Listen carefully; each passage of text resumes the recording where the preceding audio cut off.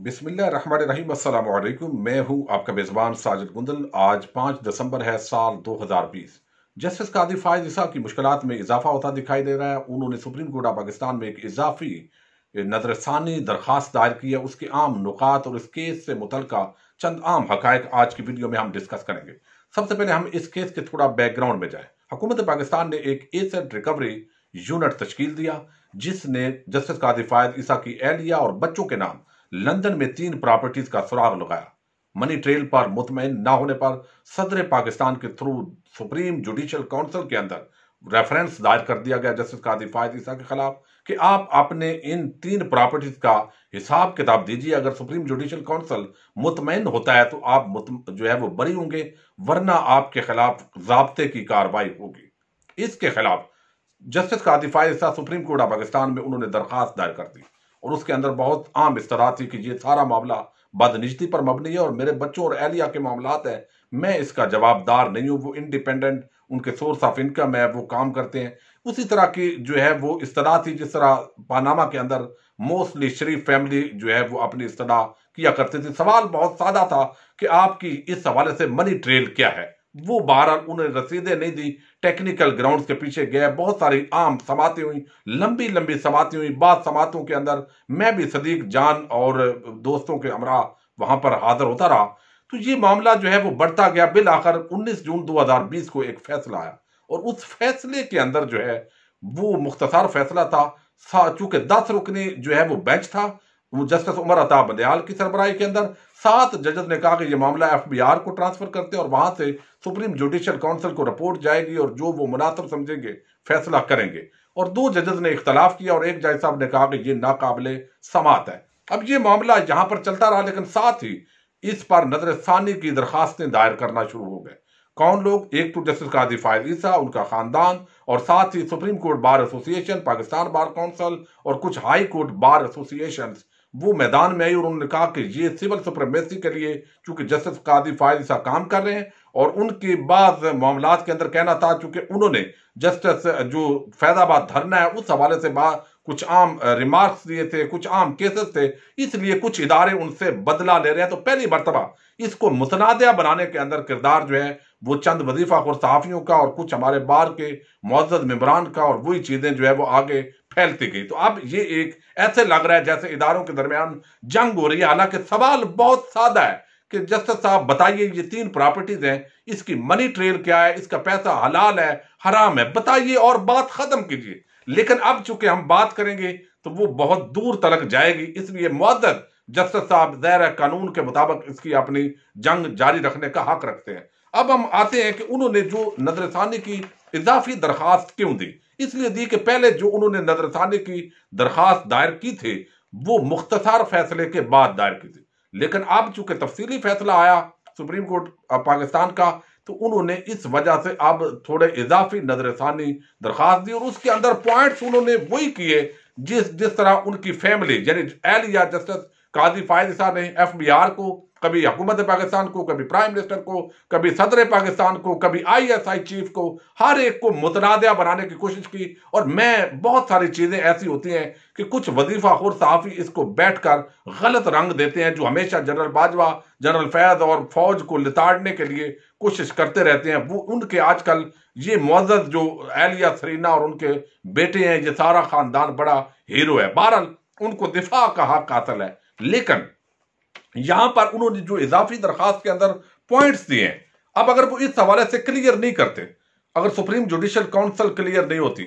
और supreme court of Pakistan ने अभी 6 रुकनी बेंच जस्टिस उमर अता बंदयाल जो है उनकी सरबराही में ये नजरसानी अपीलें सुनने के लिए मुकर्रर कर दी है, लेकिन इसके अंदर जो जस्टिस कादी फायज ईसा हैं और कुछ बार एसोसिएशन वो कहती हैं कि जिन 3 जजेस ने इख्तलाफ किया था वो जजेस जो हमारे जजेस हैं वो, हालांकि वो तो सुप्रीम कोर्ट ऑफ पाकिस्तान के मुअज़्ज़ज़ जजेस हैं, तो उनको भी इसके अंदर होना चाहिए। अब मैं आपके सामने चूंकि ये बहुत सारे आम पॉइंट्स हैं तो वो तेजी के साथ रखता हूं कि इसके अंदर उन्होंने इस्तदा की है और अगर वो अपने आप को साबित करने के अंदर सुप्रीम जुडिशल काउंसिल के अंदर और सुप्रीम कोर्ट ऑफ पाकिस्तान में कामयाब नहीं होते तो यकीनन 2023 के अंदर उनके लिए चीफ जस्टिस बनना मुश्किल हो जाएगा, क्योंकि कानून के मुताबिक जब कार्रवाई होगी और जो मनी ट्रेल और ये पूरा जो अकाउंट्स का खाता है अगर जैसे देखिए बहुत सारे आम मामला है, जैसे वो अपने दिफा के अंदर कहते हैं कि मैं फैजाबाद धरने के अंदर मैंने ये फैसला किया तो इस वजह से मेरे खिलाफ कुछ इदारे ये कार्रवाई कर रहे हैं। तो इसी तरह आम बंदा जो है वो ये हक रखता है कि चूंकि आपने हदैबिया पेपर मिल्स के अंदर वो इस तरह का फैसला दिया तो मुमकिन है कहीं पैसे इधर उधर से या लंदन से या आगे पीछे से हो गए। तो इस तरह की दर है सवालिया निशान उठते हैं। और वो आज भी हमारे मुअद्दद जस्टिस काजी फायद ईसा कहते हैं कि मुझे मीडिया ट्रायल का जो है वो बुनियाद बनाया जा रहा है और तदहीक की जा रही है, वो उनका हक है। लेकिन जिस तरह उनको डिफेंड करने वाले पाकिस्तान आर्मी को, DGISI को टारगेट कर रहे हैं, तो ये बात भी जरूर होनी चाहिए। बहरहाल इस वक्त ये मामला है अदालत में। अब उन्होंने 31 सफात मुश्तमिल इसके अंदर वो जस्टिस एक तो आसिफ सईद खोसा पर ब्लेम किया है कि उन्होंने चहलकदमी करते हुए मुझे जो है वो एक बात की थी और उनका कहने का मतलब ये था कि आप इस्तीफा दे दें, और सुप्रीम जुडिशल काउंसिल के कंडक्ट को बदनिजती पर मबनी करार दिया है। सदर आरफ अलवी अपनी आईनी जिम्मेदारी पूरी करने में नाकाम रहे। तमाम तर जो है ये मामला खिलाफ आइन और खिलाफ कानून था। जस्टिस उमर अता बंदयाल की सरबराही में 6 रुकनी बेंच 8 दिसंबर को जो समाअत करने जा रहा है, इसके अंदर मजीद जजेस का इजाफा होना चाहिए और वो नाम मैं आपको बता चुका हूं। इनके घर के दरवाजे पर नोटिस वो कहते हैं चिस्पा किया गया और जजेस कॉलोनी के अंदर, जिसके अंदर ड्राइवर, माली, गार्ड सबके सामने मेरी जो है आने जाने वाले लोगों के सामने तस्दीक की गई। हालांकि जो मेरी फैमिली है वो अपनी खुद जवाबदार थी, लेकिन मेरी तस्दीक करना मकसूद था। आइंदा समाअत टीवी पर लाइव दिखाई जानी चाहिए। सरकारी उहदेदारों ने मेरे और अहले खाना के खिलाफ प्रोपेगेंडा मुहिम शुरू की। जस्टिस बाकर मकबूल, जस्टिस मंसूर अली शाह और जस्टिस याहिया अफरीदी जो है उनको बेंच में शामिल किया जाए। फैजाबाद धरने केस के फैसले के बाद PTI और MQM ने मुझे जज के ओहदे से हटाने का मुतालबा किया, इसलिए जुल्फ। तो दूसरा उन्होंने कहा कि हुकूमत के कई वजीर मुशीर हैं, उनकी बैरून मुल्क जायदादें हैं, उनके खिलाफ कार्रवाई क्यों नहीं हुई। अब ये बात बड़ी आम है कि भाई अगर मैंने ये किया है तो आप फलां को क्यों नहीं पकड़ रहे। भाई जस्टिस साहब आप पहले अपनी सफाई पेश कीजिए, आप बड़े मुअज़्ज़ज़ हैं, ऑनरेबल हैं, लेकिन आप पहले अपनी सफाई कीजिए, अपनी रसीदें दीजिए। आपकी 3 जायदादें जो लंदन में हैं वो अगर आप देने में कामयाब हो जाते हैं तो बाद के अंदर आप कोई दरखास्त दायर करें। आप इसी फैसले के बुनियाद पर, आप हमसे ज्यादा कानून तो आप ज्यादा जानते हैं, हम तो इसमें आपके समझे आटे में नमक के बराबर हैं, तो आप फिर दायर कीजिए जनाब फलां फलां फलां भी हैं उनको भी पकड़िए। लेकिन फिलहाल ये कौम और ये इदारे जो है जो आप पर एलिगेशन हैं आपसे जवाब मांग रहे हैं, तो आप उसके पीछे जुल्फी बुखारी और बहुत सारे लोगों का, आतम सलीम बाजवा की भी कंपनीज आए, उनको नहीं पूछा गया, ये एहतसाब नहीं हो रहा। इस तरह की बात उन्होंने एक की। हुकूमत, उन्होंने कहा वजीर आजम अपनी एहलिया बच्चों के असासों के बारे में जवाब दे ली, लेकिन दरखास्त गुजार जवाब दिया है, ये एहतसाब का दौरा मयार है।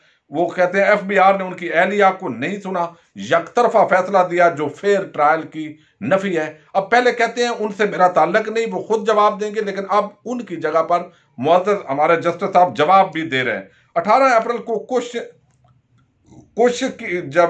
नौशीन जावेद को FBR का चेयरमैन लगाया गया, लेकिन 19 जून को मुख्तसर फैसला आने के बाद जावेद घनी जो है उनको इजाफी चार्ज FBR का दे दिया गया। FBR के एक एहलकार जहांजेब खान को शहजाद अकबर ने बुलाया और उसको कहा कि कुछ जो रिपोर्ट है, जो डाटा है इनका दें, उसने नहीं दिया तो उसको वहां से ट्रांसफर कर दिया गया। ये भी मालूमात जो है वो उनके पास है। आइन का article 184(3) supreme court of Pakistan को बाख्तियार बनाता है, तमाम मेरी बीवी को इस हक से मारूम रखा गया। FBR की रिपोर्ट ना मुझे और ना मेरे अहले खाना को फराम की गई। FBR के टैक्स कमिश्नर जुल्फकार अहमद जो उनकी एहलिया से तहकीकात कर रहे थे, रेफरेंस दायर होने से कबल वो गैर कानूनी टैक्स रिकॉर्ड के हवाले से भी उनका आम किरदार था, लिहाजा नई तहकीकात में उनका इंतखाब बदनिजती पर मबनी है। रेफरेंस कापी से मुताल्लिक उस वक्त के चीफ जस्टिस आसिफ सईद खोसा को इस्तदा की थी, लेकिन मंजूर नहीं की गई, तो रेफरेंस की कापी भी हमें नहीं दी गई। और आसिफ सईद खोसा ने लान में टहलते हुए मुझे रेफरेंस के बारे में बताया था, तो इसका मतलब यह था कि वो चाहते हैं कि मैं इस्तीफा दे दूं। इस तरह की बातें उन्होंने की हैं कि 19 जून के फैसले में अदलिया की आज़ादी को एग्जीक्यूटिव के हाथ में दे दिया गया।